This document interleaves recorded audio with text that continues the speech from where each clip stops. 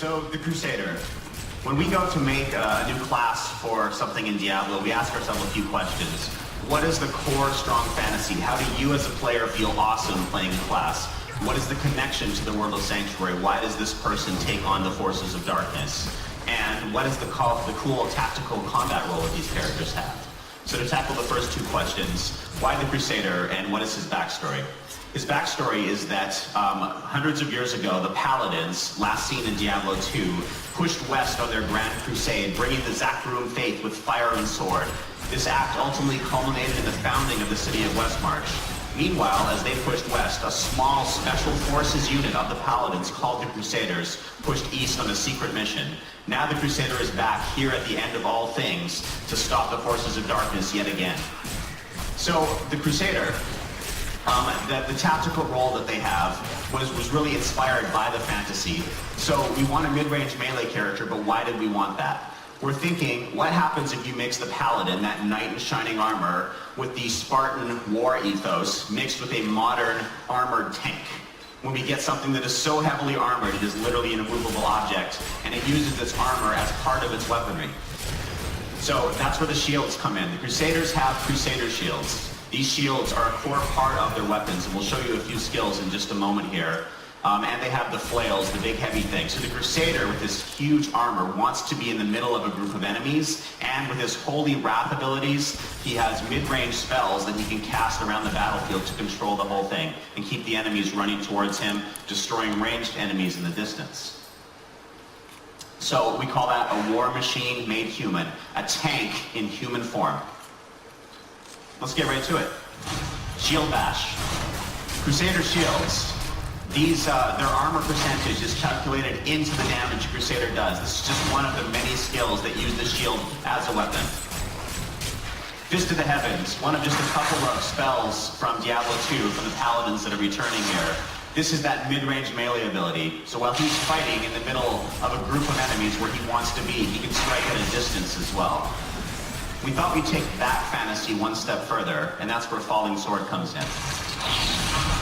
So if a tank has a shell or an artillery strike at a distance, what if the Crusader, being a medieval warrior, literally was the missile? He becomes the missile with Holy Wrath, and that's where Falling Sword comes from. So enough talk for a moment.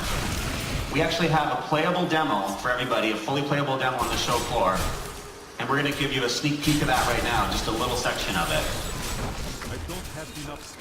Can we please switch to the demo? Okay, so for this particular build of the Crusader, we have 6 abilities. I'm going to layer them all in, and then we'll unleash hell on the enemies towards the end. So we start on the outskirts of Westmarch.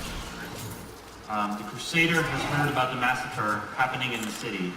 And so he doesn't know all of the details of what's going on or why, but he immediately makes his way there to try to put an end to the killing. And right off the bat, you run into Borat. He's the young Paragon that Tyrael sent to find you during the cinematic. So he's got a quick message for you before you send him off to get Tyrael and bring him back to the city. And even here, as you're actually looking down, you see Westmarch in the distance. And looking there, you can actually tell that something obviously is not quite right. And maybe we should go down there and explore a little bit further. So the first 2 abilities I've been showing off are Fist of the Heavens, this one, and Punish, which is one of his primary attacks with his flail. As we move into the city, we're going to use Shield Glare. Holy energy comes down from the heavens, reflects off your shield, and blinds your enemies. So obviously bad things are happening in the city here. You start to run into people fleeing.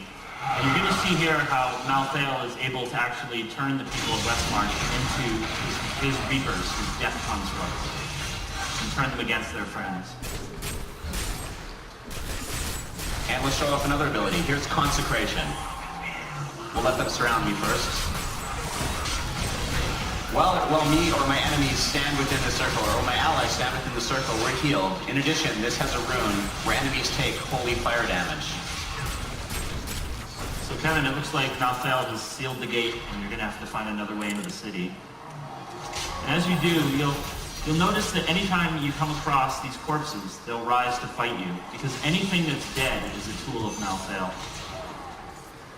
Now, as we see Kevin here sort of trying to find a different entry into Westmarch, we'll see a great example of the seamless switching between interior spaces and exterior spaces.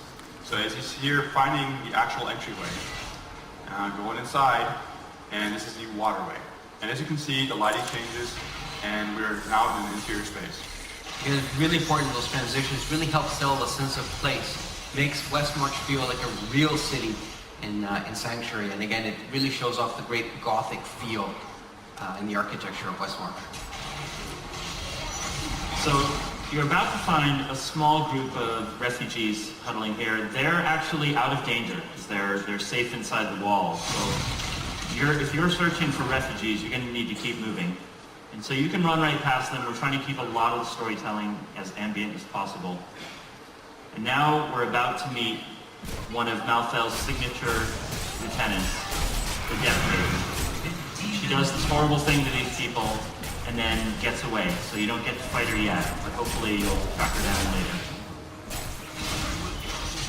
We're going to activate the Law of Valor.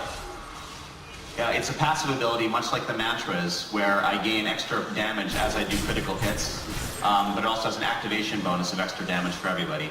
So the only ability we haven't seen yet is Falling Sword. Let's do that now. Artillery Strike.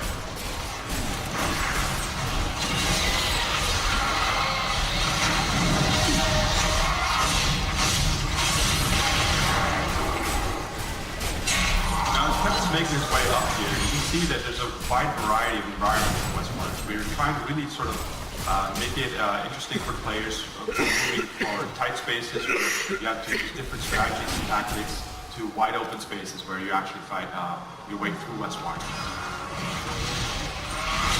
Here's a good example of tactics. I'm with melee enemies here. There's two archers at the side. Let's take them out. Well, that's where I made him. Hold on, the game is about loot. Oh, I know. Awesome. So now the Crusader is making his way into the cathedral. And this is where he's heard a rumor that there's a bunch of refugees hiding, and they're not safe here. So the Crusader's got to get into the cathedral and try to stabilize the situation before he can worry about anything else. Just save as many civilians as possible. And one of the things I really love about the Crusader is how the tactical combinations of all the skills to really give a really great feeling as a for the player. You can come up with some great 1, 2, 3 combos. And you saw that a bunch of those Reapers were running towards the cathedral, and that's because they can sense life. When they sense the living nearby, they're going to make right for it and try to end it.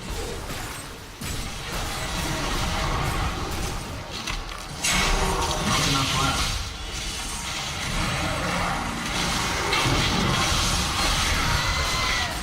So now Tyrael shows up. Lorath ran and got him. He's here. He's injured, but he's ready to team up with you. And now that you two have joined forces, you're going to be able to go into that cathedral and find out what's going on, because it might not be pretty. Oh, that looks friendly. Looks great. Yeah, no trouble ahead. So some bad stuff happened here. But at last, you get to confront that Death Maiden. And now it's a chance to fight her. And it looks like she was creating some kind of a spell with that black orb. And we don't know what that is yet, but we may find out at another time. So let's talk a little bit more about tactics. The Death Maiden teleports around a lot, so I have sort of 3 different ways of stopping her. I can strike at a distance, I can blind her, and I can use Falling Sword for that distance strike when she runs away.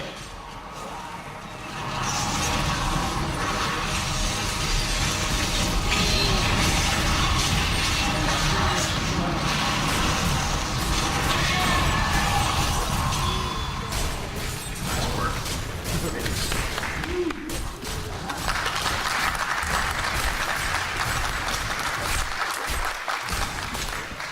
We found 2 special Crusader weapons. The Crusader Shield, which again, the armor percentage is part of the Crusader's damage. This is a massive upgrade here. And we found a legendary item. So targeted legendaries are a new system we have. Because I'm playing the Crusader and it's the first time I've killed this boss, I get a guaranteed legendary This particular one is God Butcher. It's perfect for the Crusader because it has a chance to pull its enemies in and slow them, and so you're right in the middle of the action always where you want to be. When you guys play this demo, in just a little while, you're going to be able to try this weapon out yourself. All right, thanks guys. All right, you Kevin. All right.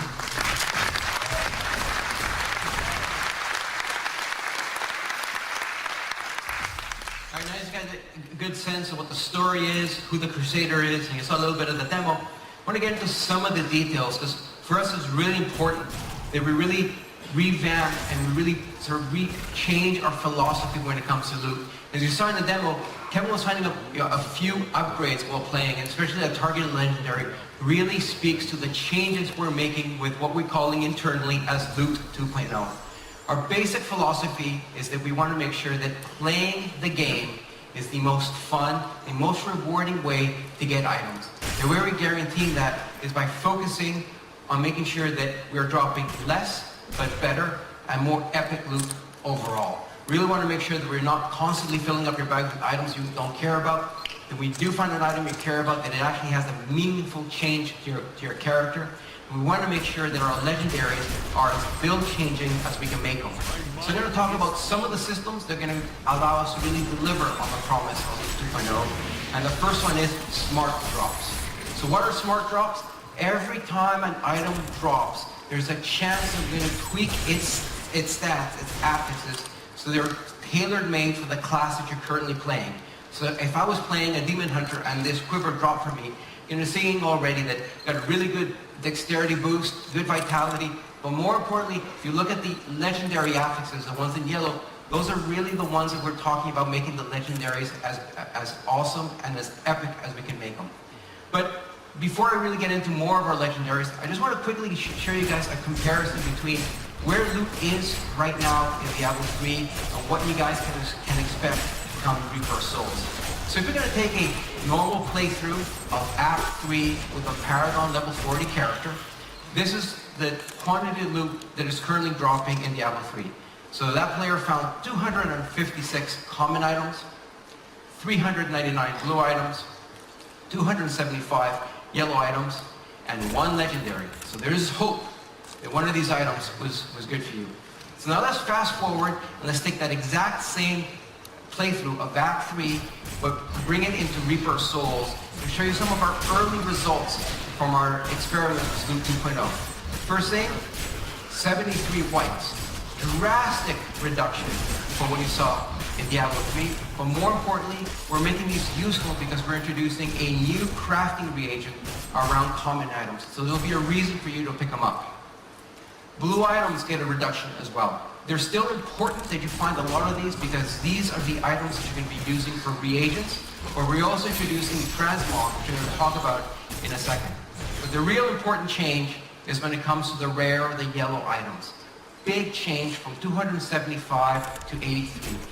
Thing to keep in mind is that every single one of those items, those 83, is a chance to be a smart drop item. That means that we're increasing the chances of you finding a side grade or an upgrade. And finally, what about those legendaries? In that playthrough of Act 3, we found 6 legendary items. It doesn't mean we're throwing out legendaries like it's going out of passion. The thing is, there's still going to be those really rare legendaries that players are going to want to hunt for. But we want to make sure that players are seeing legendaries more often, and they're really trying to deliver on the promise of making those legendaries build changers. So let's take a quick look at some of the legendaries that dropped during this playthrough. So here we have the puzzle ring.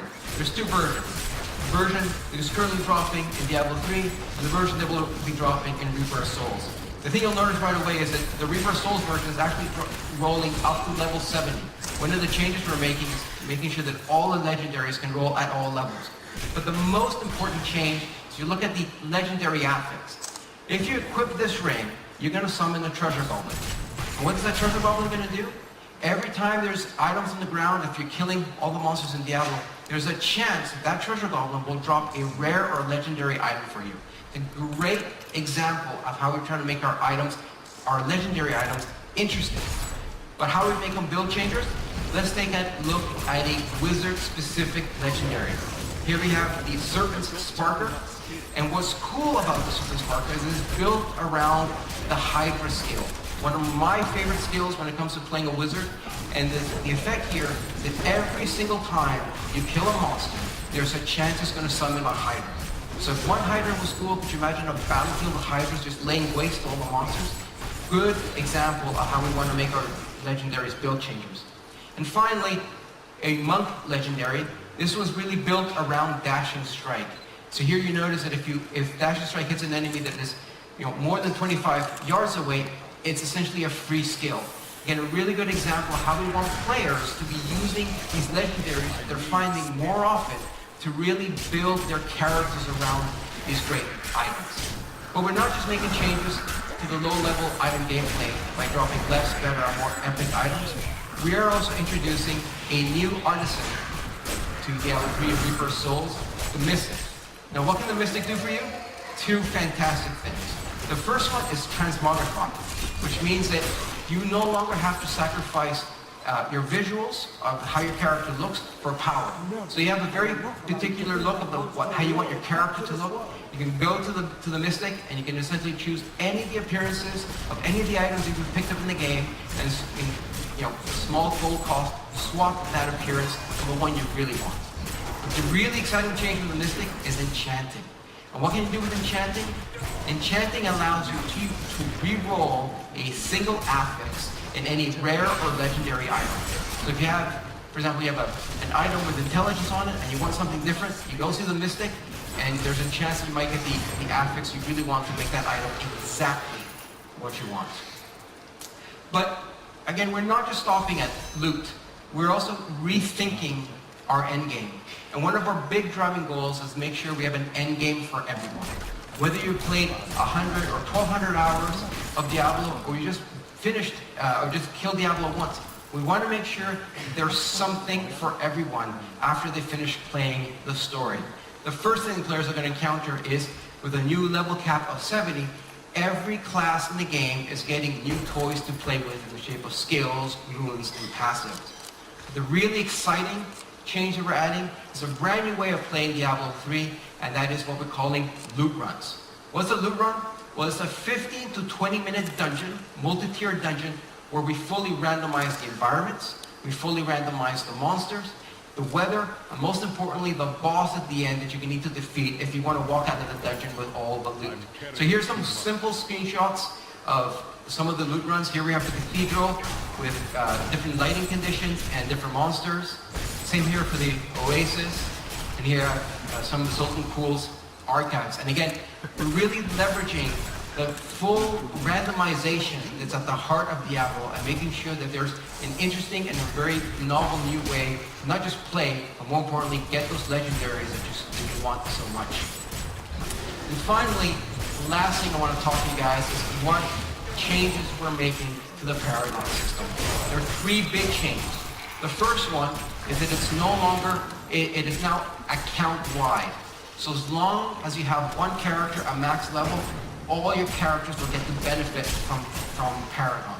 The other thing we're changing, there's no longer a ceiling. There's no cap. So if you want to be Paragon 100, 200, 300, 400, 1200, as long as you want to keep playing, you're going to be gaining Paragon levels, and more importantly, Paragon points. So for the first time in D3, we're going to give you, the players, the feature you guys wanted from the beginning. It's a way to fully customize your character. So every time you gain a Paragon level, you'll be able to spend a Paragon point on any of your characters to either increase your core stats, your offensive stats, your defensive stats, or your venturing stats. And this will allow you to tweak and tune your Barbarian, your Crusader, your Demon Hunter exactly how you want them to be. So, by introducing a new class with the Crusader, continuing the story in a more dark, more Gothic setting of Westmarch, and all the changes we're to loot runs, and the Paragon system, we have a really awesome feature-rich expansion for you guys to get your hands on when it comes out. Now, one last surprise for you guys. We have the world premiere of our gameplay trailer. Let's roll it.